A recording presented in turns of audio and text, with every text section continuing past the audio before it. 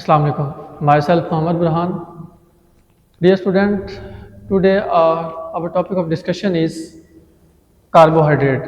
बच्चे last time हमारा T3 तक टेस्ट हो गया था जिसमें चैप्टर नंबर 3 था आपके पास, उसको 2 पोर्शन में किया था। नेक्स्ट अब हमारे पास है यूनिट 4 का test, that is biological molecule. अब सबसे पहले हम देखेंगे कि बायोलॉजिकल मॉलिक्यूल्स क्या है। What are biological molecule? Word biological mean related to living organism. वो मॉलिक्यूल जो लिविंग ऑर्गेनिज्म के अंदर पाए जाएंगे, यानी जो जितने भी ऑर्गेनिज्म हैं, प्लांट्स हैं, एनिमल्स हैं, माइक्रोब्स हैं, उनके अंदर जो मॉलिक्यूल्स पाए जाएंगे उनको हम कहेंगे बायोलॉजिकल मॉलिक्यूल्स।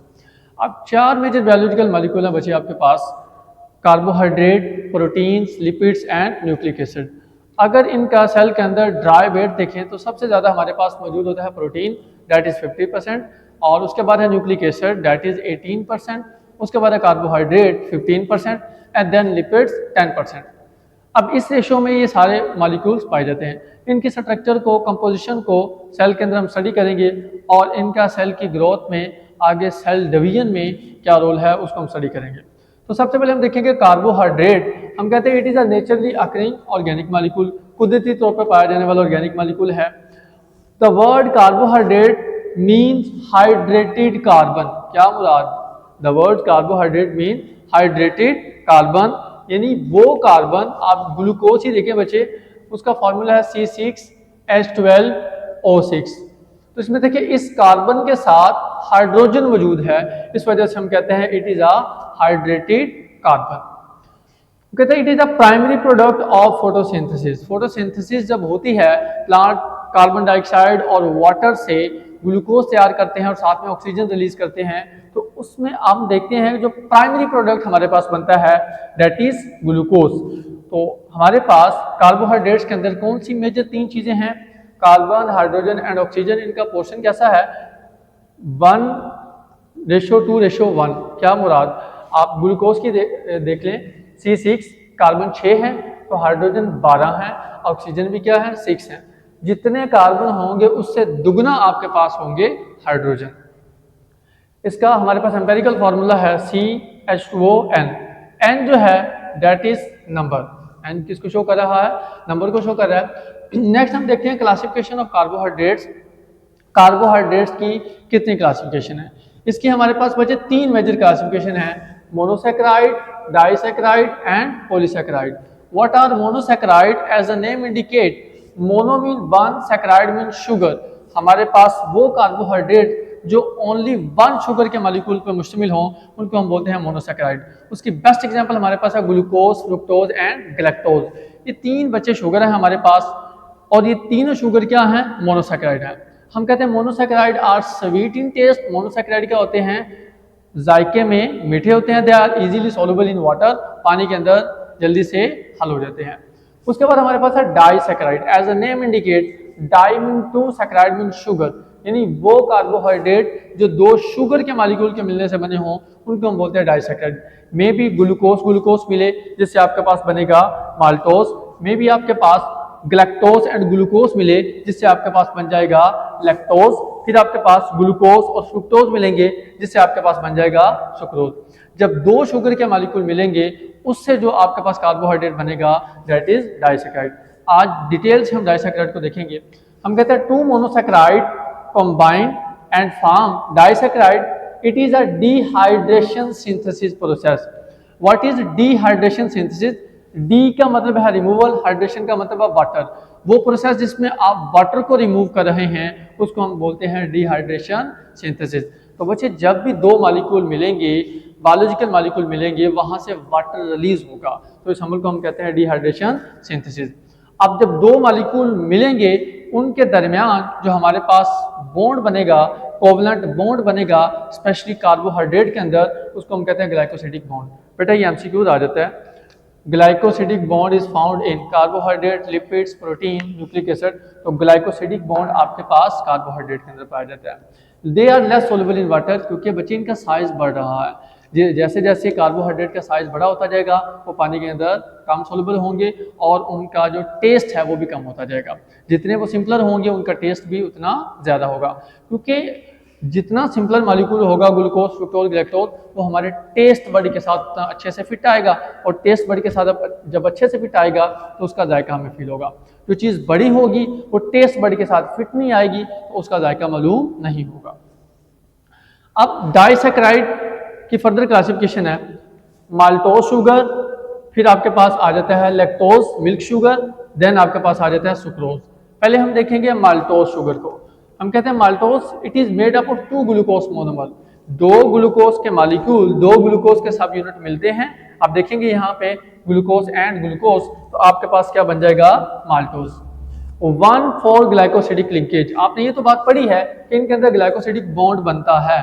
अब ग्लाइकोसिडिक बॉन्ड किस कार्बन एटम के दरमियान बनता है, तो बेटा देखिए एक ग्लूकोज का मॉलिक्यूल मेरे पास ये है, इसमें कार्बन नंबर 1 2 3 4 5 6, एक कार्बन रिंग के बाहर है।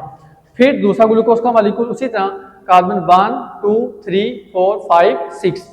अब देखिए बेटा ये कार्बन 1 है और ये कार्बन 4 है। कार्बन 1 और 4 के दरमियान अब कोवलेंट बॉन्ड बनेगा। कौन सा कोवलेंट बॉन्ड? Glycosidic bond. फिर हमारे पास वो कहता है सीरियल्स, व्हीट एंड कॉर्न। ये कहाँ पे पाया जाता है? जितने भी आपके पास दानेदार चीजें हैं लाइक अब गंदम है, कॉर्न वगैरह, it is an intermediate product digestion of starch. जब बेटा हम स्टार्च की डाइजेशन करते हैं, हम रोटी खाते हैं, हम चावल खाते हैं, हम मकई खाते हैं, तो वो बेसिकली आपके पास स्टार्च है। आप पोटैटो खाते हैं, वो स्टार्च है। उसकी डाइजेस्टिव ट्रैक के अंदर जब डाइजेशन होती है तो स्टार्च की जो कन्वर्जन होती है पहले वो किसके अंदर होती है? डाइसैकेराइड। कौन सा डाइसैकेराइड आपके पास? That is maltose. अब हम देखेंगे कि ये किस तरह से बनता है, डिहाइड्रेशन सिंथेसिस कैसे होती है। हमने कहा एक ग्लूकोज का मॉलिक्यूल ये है तो दूसरा ग्लूकोज का मॉलिक्यूल ये है, तो इसमें कार्बन 1 और 4 के दरमियान बेटा क्या बनना है? बॉन्ड, और साथ में वहां पे क्या रिलीज होना है? वाटर। तो देखें कार्बन 1 और ये कार्बन क्या था? 4। तो बेटा यहाँ पे आपके पास OH और यहाँ भी आपके पास क्या मौजूद है? OH। अब यहाँ से एक OH आएगा और यहाँ से H जाएगा, देखें OH और H रिमूव हुआ तो आपके पास यहाँ से क्या रिमूव हुआ बेटा? वाटर। H और H, H2 और O, H2O, बाकी पीछे क्या बच गया? O। ये जो O है बेटा इस कार्बन नंबर 1 और कार्बन नंबर 4 के दरमियान ये क्या कर देगा? बॉन्ड बना देगा, जिससे हम कहते हैं 1,4 ग्लाइकोसिडिक लिंकेज। क्या बोलते हैं? 1,4 ग्लाइकोसिडिक लिंकेज। और ये आपके पास क्या बना? माल्टोज। और यहाँ पे आपके पास साथ में क्या रिलीज हुआ है? Water, H2O। क्योंकि इस प्रोसेस में वाटर रिलीज हुआ है, हम इसको नाम देंगे डिहाइड्रेशन सिंथेसिस। नेक्स्ट आपके पास है lactose, that is a milk sugar. Milk sugar से मुराद है जो कहाँ पे पाई जाएगी? मिल्क के अंदर पाई जाएगी। हम कहते हैं 1 glucose and 1 galactose combine and form lactose. इसमें क्या हुआ था बेटा? माल्टोज के केस में ग्लूकोज और ग्लूकोज मिले थे, आपके पास क्या बना था? माल्टोज। बॉन्ड किस कार्बन के दरमियान बना था? Carbon number 1 and carbon number 4 के दरमियान। तो यहाँ पे क्या है? ग्लैक्टोज और ग्लूकोज मिलेंगे कार्बन उसी तरह 1 एंड 4। मैमिलियन मिल्क यानी जो मैमल हैं उनके मिल्क के अंदर होता है source of energy for infant. जो बच्चे हैं जो माँ का दूध पीते हैं तो उनके लिए एनर्जी का सोर्स है। गाय भैंस वगैरह से भी हम दूध देते हैं तो हमारे लिए क्या है? एनर्जी का सोर्स है। अब देखिए ये मेरे पास ग्लूकोज का मॉलिक्यूल है, उसी तरह कार्बन नंबर 1 2 3 4 5 6, और ये मेरे पास क्या है? ग्लैक्टोज। बेटा ग्लूकोज और ग्लैक्टोज में जो देखें हमारे पास फर्क कोई नहीं है। इधर भी देखें कार्बन 1 2 3 4 5 6। अब यहाँ पे देखें आपके पास OH और ये OH बॉन्डिंग में हिस्सा लेंगे। यहाँ से OH गया और यहाँ से H, तो बेटा क्या रिलीज हो गया? H2O। बाकी पीछे क्या बचा था? O। तो ये जो O है वो क्या करेगा? इनके दरमियान बॉन्डिंग बनाएगा। कौन सी बॉन्डिंग बनाएगा? ग्लाइकोसिडिक बॉन्ड बनाएगा। ये बच्चे कौन सा बॉन्ड बन गया? Glycosidic bond. तो आपके पास ये क्या बन गया? लैक्टोज। क्या बन गया? लैक्टोज। फर्क कहाँ पे आया? वहां पे ग्लूकोज और ग्लूकोज था, यहाँ पे क्या हुआ आपके पास, ग्लूकोज एंड गैलेक्टोज। नेक्स्ट आपके पास है सुक्रोज। सुक्रोज बची है आपके पास, देखिए हम कहते हैं it is made up of 1 glucose and 1 fructose. इसमें एक ग्लूकोज और दूसरा फ्रुक्टोज का मॉलिक्यूल मिलेगा तो आपके पास क्या बन जाएगा, sucrose. That is a fruit sugar जो फलों के अंदर पाई जाती है। ग्लूकोज 1 2 फ्रुक्टोज, इसमें बेटा क्या होगा, जो ग्लूकोज है इसका कार्बन नंबर 1 और फ्रुक्टोज का जो आपके पास कार्बन नंबर 2 है, ये क्या करेंगे, बॉन्डिंग में हिस्सा लेंगे। It is a table sugar. Table sugar से मुराद जो आप घरों के अंदर शुगर इस्तेमाल करते हैं, जो शुगर केन से, गन्ने से बनाई जाती है। एक्ट एज ए स्वीटनर, यानी हमारी जो बेकरी प्रोडक्ट्स हैं वहाँ पे डिफरेंट प्रोडक्ट्स को स्वीट टेस्ट देने के लिए इस्तेमाल होती है। इसका मॉलिक्यूलर फार्मूला जो है C11H22O11। वो कहता है it is found in the phloem vessel of plant. बेटा जब प्लांट्स फोटोसिंथेसिस करते हैं तो वो बनाते हैं ग्लूकोज, वो उस ग्लूकोज को बाद में बदल देते हैं सुक्रोज के अंदर, क्योंकि सुक्रोज जो है वो आपके पास, ग्लूकोज जो है वो रिड्यूसिंग शुगर है, वो जल्दी पानी के अंदर हल हो जाती है, और जो आपके पास सुक्रोज है वो नॉन रिड्यूसिंग शुगर है, वो पानी के अंदर जल्दी हल नहीं होगी, जो क्या करेगी, लंबे अरसे तक पड़ी रहेगी। Phloem vessel of plant transport product for the conduction of glucose. बेटा ये ग्लूकोज को प्लांट की पूरी बॉडी के अंदर ट्रांसपोर्ट करती है और फाइनली फलों वगैरह के अंदर स्टोर कर देती है, ट्रांसपोर्ट डाइसैकेराइड के तौर पर करती है। तो देखें ये ग्लूकोज और ये हमारे पास फ्रुक्टोज। ग्लूकोज और फ्रुक्टोज में फर्क क्या हुआ बेटा, ग्लूकोज में आपके पास 5 कार्बन रिंग के अंदर मौजूद थे और 6ठा कार्बन रिंग के बाहर था, जबकि फ्रुक्टोज में आप देखेंगे 4 कार्बन रिंग के अंदर हैं और 2 कार्बन रिंग के बाहर हैं। देखिए बेटा इस कार्बन के साथ ये जो कार्बन है इसको हम कहते हैं कार्बन 1 2 3 4 5 एंड कार्बन 6। देखिए 1 2 3 4 4 कार्बन रिंग के अंदर हैं और एक कार्बन ये है तो दूसरा कार्बन ये क्या है, रिंग के बाहर है। It means they have same molecular formula but different structural formula.